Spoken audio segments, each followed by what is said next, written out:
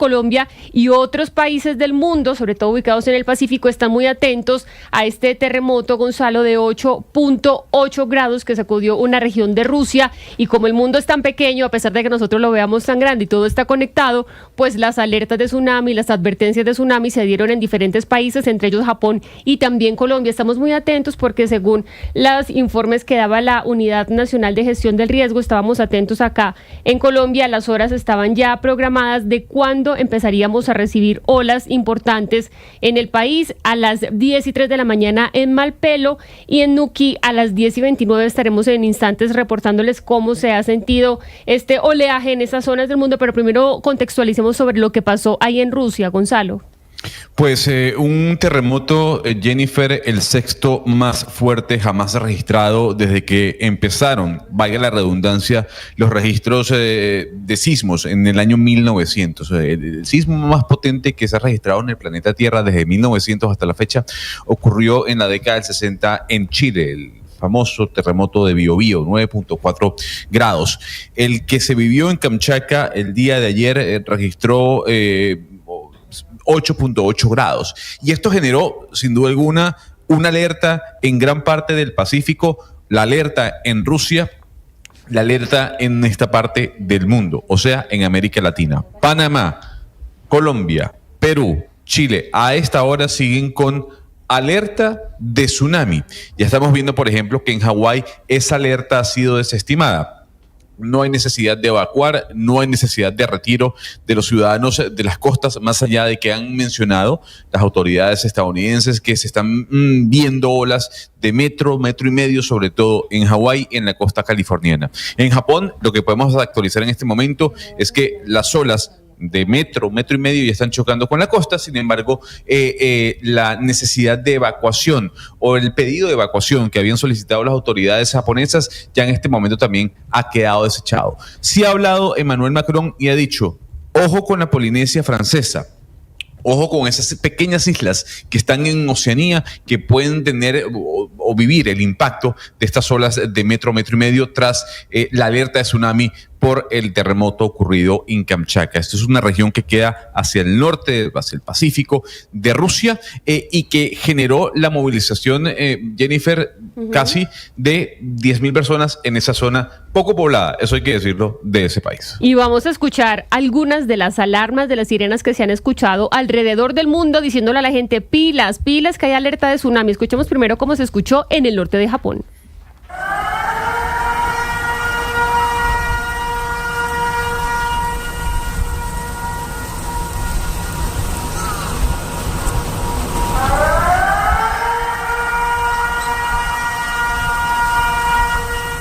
Que en Japón se bajó también advertencia, ¿verdad, Gonzalo? Había una alerta de tsunami, por fortuna bajó advertencia y por ahora pues no hay mayor cosa de qué preocuparse por esos lados del mundo. Exactamente. Ahorita digamos que las alertas siguen obviamente sobre el comportamiento de las olas en el Pacífico, en Japón, pero las alarmas de evacuación en algunas regiones que se habían dado hace cuestión de horas ya han ido cesando.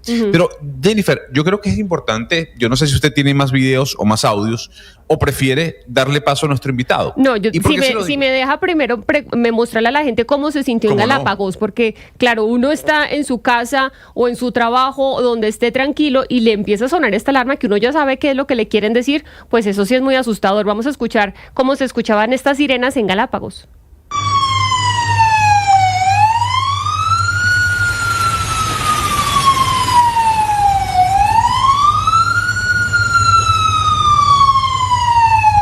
Esto en Galápagos, en el Pacífico, y aquí en el Pacífico también, Hugo Mario, pues hubo alertas, las personas que estaban en bajo mar que no podían estar ahí pescando, le dijeron a la gente no vaya a las playas hoy. Parece que todo está pues bajo control, Hugo, pero usted que está ahí en el Valle del Cauca, ¿cuál es la situación? Pues Jennifer, ya se descartó la alerta de tsunami, pero se mantiene la advertencia por la posibilidad de un fuerte oleaje en el transcurso de esta mañana en Buenaventura y en otras poblaciones de la costa pacífica colombiana. Hay playas muy concurridas que están cerradas como Piangüita, La Bocana, Juan Chaco y Ladrilleros. Muy concurridas, digo yo, Jennifer, porque estamos en plena temporada de avistamiento de ballenas. Hay muchos turistas en la zona, se ha suspendido el tránsito de embarcaciones pequeñas, también las actividades náuticas, y se estima que antes del mediodía pues haya unas olas un poco más fuertes de lo habitual en la isla de Malpelo, también en Tumaco, Nariño, en Guapi, en Timbiquí, en el Charco, en Mosquera, en Bahía Málaga, y en la isla Gorgona y en Jurado Chocó, entre otras poblaciones del litoral que están pues muy cerca de la zona en donde se podría presentar esta alta marea, Jennifer. Estamos muy atentos a lo que suceda en esas zonas, como les decía, estamos sobre todo pendientes de Chocó, Valle del Cauca y Cauca, pero ¿cómo es un tsunami? ¿Cómo se produce? ¿Pueden volver a subir las alertas que en este momento se convirtieron en advertencias? Vamos a hablar con el profesor Jesús Ibáñez, él es doctor en geofísica de la Universidad de Granada. Gracias, profesor, por estar con nosotros, bienvenido. Hola, buenos días. Explíquenos cómo se produce un tsunami. Un tsunami es el desplazamiento del agua del mar como consecuencia del movimiento del fondo del mar. Es decir, el terremoto, cuando produce la ruptura, mueve el fondo del mar y lo que hace es desplazar el agua. Podría ser como una pala que moviéramos dentro de nuestra bañera, o incluso meternos nosotros dentro de la bañera y desplazar el agua. A partir de ese momento, esa onda se propaga en forma de una onda extendida y conforme se acerca a las costas, lo que hace es frenar su velocidad, alzarse y entrar de una manera súbita en la zona de costa. No hay que pensar que es una ola tipo surf o una ola tipo que estamos en la playa, una ola grande. Es un frente de agua que está penetrando de una manera imparable con una gran cantidad de energía en la costa. Profesor, este terremoto en Kamchatka no es el primero de gran magnitud que ocurre en esa zona. En la década del 50 o del 60 hubo otro terremoto también de una magnitud casi de 9 grados. La pregunta es, ¿qué ocurre en esa región? ¿Por qué se han dado estos dos eventos sísmicos de gran magnitud? Bueno, esa región no es especial con respecto al resto del Pacífico. Muy cerca, en el año 2011, tuvimos el terremoto de Fukushima en Japón, tuvimos el terremoto de Sumatra en el 2004. Ustedes en Colombia cerca también tienen terremotos, más abajo en Chile, como ha mencionado, tuvimos el terremoto del año 60, tenemos en México grandes terremotos, y todos esos terremotos, la única diferencia está si es superficial y es capaz de desplazar la masa de agua, podrá producir un tsunami. Entonces hay algún tipo de terremoto en esa zona, como vimos en Sumatra, en Japón, que generan ese tipo de efectos de tsunami. Pero no es algo especial, no es una anomalía frente a todo lo que es el cinturón de fuego del Pacífico. Perfectamente. Entonces, ¿qué es lo que ocurre en ese cinturón? O sea, ¿por qué los movimientos telúricos de esa zona son tan fuertes? Para entender un poco qué es lo que ocurre en esa zona. La Tierra, cuando nosotros pensamos en la Tierra, cuando lo tocamos, estamos andando sobre la Tierra, pensamos que es una estructura dura, rígida, pero a la vez frágil. ¿De acuerdo? Eso es lo que llamamos nosotros la corteza. En el interior de la Tierra hay un movimiento que hace que el manto se mueva y transmita energía, y esta corteza se quiebra, se rompe, como cuando nosotros doblamos una regla de medir, una regla de madera, y llega un momento que rompe, y ese rompe lo vemos como oímos el sonido, vemos la interrupción, vemos la ruptura. En la corteza ocurre lo mismo. Y en el Pacífico lo que tenemos es una mayor energía, donde el manto, que lo que hace es transmitir mayor energía a los bordes, sí, que llamaríamos esos bordes de placa, y es donde nosotros estamos registrando tanto el volcanismo como los terremotos. Sí, profesor Ibáñez, hay un mapa que publicaron que es muy interesante, que muestra los 10, quienes nos acompañan por la plataforma Ditu y el canal de YouTube lo pueden ver. Es un mapa que muestra los 10 terremotos que han sido pues más fuertes en la historia desde que se miden estos terremotos. Y yo le quisiera, pues 2 son en Sumatra, en Indonesia, y dos son en Chile, de los más fuertes, como usted nos decía, y uno pues se da cuenta que ahí están esos puntos, digamos, esos puntos de calor donde han sucedido, pues han sido en el Pacífico. Yo le quiero preguntar el cálculo del rango de expansión de un tsunami, es decir, usted ahorita nos hablaba de la profundidad del terremoto. Ese cálculo, ¿cómo se hace? Si es posible explicarlo de una manera sencilla que lo podamos entender, midiendo la distancia a la que estamos del lugar donde ocurrió el terremoto y la profundidad en la que ocurrió. Sí, los terremotos para que generen un tsunami tienen que ser superficiales, ¿de acuerdo? A menos de 10 kilómetros de profundidad. Eso es el origen. Una vez que se genera la masa, puede desplazarse miles de kilómetros porque es una onda efectiva. Y lo que hacemos nosotros calcular, como la velocidad de propagación de esa onda es al máximo de unos 800 kilómetros por hora, pues podemos calcular el tiempo esperado desde que se produce el terremoto hacia la llegada de la onda. ¿De acuerdo? Entonces, por eso se ha ido, la primera zona que fue Japón, que es la más cercana a la frontal, luego fue en Alaska, en las Aleutianas, luego fue Hawái, luego empezó la costa americana desde la zona de Vancouver, ha ido bajando, ha pasado por México y, como usted mismo ha dicho, Panamá, Galápagos, y lo que se espera, por supuesto, que se vaya propagando hacia todo el Pacífico Sur. ¿Qué ocurre? Queda confinado en la gran cuenca del Pacífico, pero es probable que ocurra. ¿Qué ocurre? También hacemos nosotros con la alerta de tsunami. Hacemos un modelo numérico, pero no tenemos la seguridad, la certeza de que ese modelo sea exacto todavía porque nos faltan datos, pero preferimos ser conservacionistas y dar la alerta ante el error de no darla y produzca daños. Por eso la gente puede decir, oye, nos dieron la alerta tsunami y no pasó nada. Bueno, pues alégrense de que haya una alerta tsunami y que haya gente que pueda dar la alerta, porque en un momento determinado podrá ser útil. Claro, eso es importante. Aquí, por ejemplo, en la Unidad Nacional de Gestión del Riesgo de Desastres acá en Colombia, bajó esa alerta de roja a naranja para los departamentos de Cauca, Chocó, Valle del Cauca y Nariño. Y aquí, hablando con mis compañeros, profesor Ibáñez, nos preguntábamos, oiga, ¿será que esto puede volver a subir? Es decir, si se baja a naranja la alerta y ya no roja, ¿podría devolverse o eso ya queda así, se va bajando? La alerta se pone en el color con el primer valor estimado. Conforme vemos cómo va progresando el impacto de la ola en distintos lugares del planeta, se va calculando nuevamente cuál podría ser la ola esperada. Entonces, por ejemplo, en Hawái pasaron de amarilla a naranja y luego de naranja vuelto a través de amarilla porque los daños o los efectos fueron menores. Entonces, lo que normalmente se hace es una estimación probabilística máxima y conforme va pasando el tiempo se va reduciendo y se va equilibrando. De tal manera que cuando ponga amarilla es muy poco probable que vuelva a subir. Es cierto que una vez que se da el máximo se va bajando a los valores mínimos de alerta. Profesor Ibáñez, pero no le entendí. ¿Es posible que se vuelva de advertencia a alerta? Es decir, que tengamos acá una disminución del riesgo y se vuelva a subir a roja, por ejemplo, ¿o eso ya no va a pasar? En principio no, principio no suele, en principio no debería ser porque los modelos que se hacen se basan en cómo ya han impactado en otras zonas. Entonces, si en otras zonas no han impactado más, no debería esperar que impactara más. Por tanto, la reducción es porque ya se sabe cómo ha impactado en zonas aledañas, en zonas cercanas. Pero, profesor, este tipo de terremotos como este del que estamos hablando en Kamchatka fue altísimo. Y esos terremotos suelen tener unas réplicas muy fuertes. ¿Ese cálculo también se hace con o las réplicas se calculan aparte? Es decir, ¿ustedes hacen un cálculo por cada movimiento telúrico o es a partir del primero que se hace todo el cálculo? No, si hubiera una réplica, habría que calcular su magnitud y a partir de la cierta magnitud sabríamos la posibilidad de que produzca un tsunami. No todos los terremotos van a generar un tsunami. Y un terremoto de magnitud 8,8, lo normal es que sus réplicas estén por debajo de 8, con lo cual los sucesivos tsunamis que pudieran provocar serían de menor energía. ¿De acuerdo?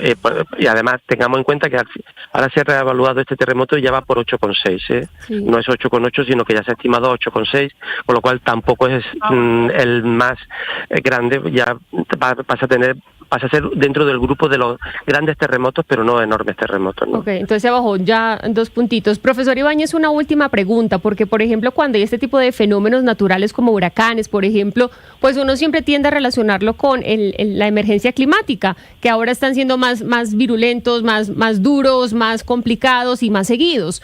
Este tipo de situaciones de tsunami también podrían verse influidos por la emergencia climática y también se lo pregunto por qué, porque nosotros en Colombia nunca hemos tenido un tsunami.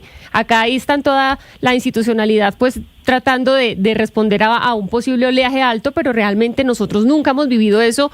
No siento yo, habría que preguntar a las instituciones si realmente podemos estar preparados para un evento de estos. ¿Esto se puede ver radicalizado por la emergencia climática? No, en principio no tiene nada que ver la generación de terremotos con el cambio climático. Y tenga en cuenta, por ejemplo, que la temperatura usted hace una cueva y está a 4 o 5 metros debajo de tierra y la diferencia de temperatura no la va a notar usted. Por tanto, un terremoto a 10, 15 o 20 kilómetros de profundidad no va a sufrir ningún efecto del cambio climático. Ahora bien, lo que sí puede ocurrir, que está ocurriendo en muchas zonas, es como se está produciendo una elevación del nivel del mar, zonas que en un principio estaban a una cierta profundidad, a una cierta altura, ahora estén a menos altura porque el nivel del mar estuviera subiendo, pero ahora tampoco ha subido tan drásticamente como para generar un problema. Lo que está ocurriendo cuando usted dice que no han sufrido hasta ahora ningún tsunami es que se está generalizando el concepto de alerta de tsunami. Es decir, antiguamente no había una uniformidad en todas las autoridades o en todos los grupos de sismología en alerta de tsunami. A raíz del terremoto de Sumatra del 2004 y el de Fukushima del 2011, lo que se ha hecho es que la comunidad científica y muchas autoridades coordinen todos los planes de emergencia y todas las alertas de tsunami se generalizan a nivel mundial. Eso significa que donde antes no había nadie que estuviera pensando que pudiera haber una alerta de tsunami porque no se pensaba que un terremoto de Kamchatka o un terremoto de la Aleutiana o de Alaska pudiera afectar, por ejemplo, a Chile ahora o a Colombia, como en su caso, en su país, pues en este caso, ahora, al generalizarse los protocolos, empieza a haber alerta. Okay. ¿Qué significa? Que la población tendremos que estar más educados, porque claro, es otro impacto que era general, no tiene nada que ver con el cambio climático, sino que es la generación de terremotos que ocurre en la Tierra a lo largo de toda la historia de la Tierra. Perfecto, pues muy entendido, profesor Ibáñez, gracias por explicarnos pues estos temas que para nosotros pueden resultar tan lejanos, pero que, como lo decía al principio, el mundo es pequeño y lo que pasa en Rusia pues se puede sentir por estos lados. Feliz día para usted. Exactamente, feliz día para ustedes. Adiós. Y Gonzalo, mientras estamos pendientes de cómo llega el oleaje aquí a Colombia, pues obviamente sin generar alarma, porque ya la Unidad Nacional para la Gestión del Riesgo de Desastres ha dicho que hay que mantener la calma, que se ha bajado a alerta naranja, pues hay que estar pendientes. De todas maneras, estamos aquí monitoreando la situación, pero mientras tanto en Estados Unidos el calor está agobiando a los ciudadanos, tanto es así que les dijeron, miren, ustedes mejor quédense en casa. Fíjese bien que son 168 millones de personas, Jennifer, repito la cifra, 168 millones de personas que están siendo afectadas por una ola de calor que a esta hora sacude a la costa este de los Estados Unidos. A ver, se espera que el clima y que el calor vaya a descender para el día viernes. No obstante, lo que están diciendo, al menos desde la Oficina de Gestión de Emergencias de la ciudad de Nueva York, ciudad que se está viviendo agotada o agobiada por el calor, es no salgan de sus casas. Por ejemplo, en Nueva York se estimó que el día de ayer la temperatura llegó a los 100 grados Fahrenheit. Estamos hablando de 38, 39 grados centígrados. Esta temperatura no solo se registró en Nueva York, también se registraron en diferentes zonas, sobre todo en la Columbia Británica. Hay que destacar que, por ejemplo, en Tampa, Jennifer, el sol de la Florida, que es un sol sumamente intenso, llegó rompiendo el escalafón a los 102 grados Fahrenheit, casi a los 40 grados centígrados. Es una ola de calor que, repito, está afectando a una gran parte de la población estadounidense en la costa este, y lo que han dicho es, si usted no tiene que salir, pues no salga, porque puede verse afectado por estas temperaturas que, repito, están llegando casi a los 40 grados centígrados. Y sobre todo tener en cuenta los horarios, ¿no? Mediodía, imagínese uno caminando por las calles de Nueva York, mejor no, quédese en casita, porque con 40 grados pues se puede achicharrar por allá o derretir.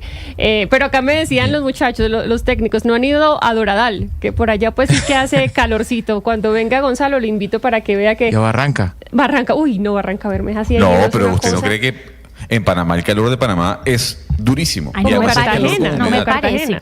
No, pero es que Barranca Bermeja versus Cartagena no tiene nada que ver. Es que yo soy una ave de calor, en Cúcuta también hace full calor, entonces como que de pronto no soy la más apropiada. Con la gente a fundición, que vayan a fundición.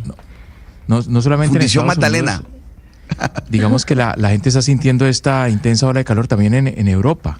En el sur de España, por ejemplo, en la región andaluza, temperaturas que llegan ya a los 40 grados, y pues se han reportado incluso personas muertas. Es decir, no hay que poner cuidado. El mes de agosto va a ser muy fuerte. Yo me acuerdo el año pasado que fritaban huevos en las tapas de las alcantarillas en Andalucía para mostrarlo cómo estaba de caliente por esos lados. Pero bueno, a propósito de Nueva York, de Estados Unidos, pues parece que tenemos o vamos a tener pasaporte, Lucas, ¿no? Ya después de todo el conteo que hicimos acá, de toda la incertidumbre que había con respecto a los pasaportes, pues el gobierno nacional ya anunció que por fin se firmó el contrato con la Casa de la Moneda de Portugal, que va a ser la encargada de transferir el conocimiento, la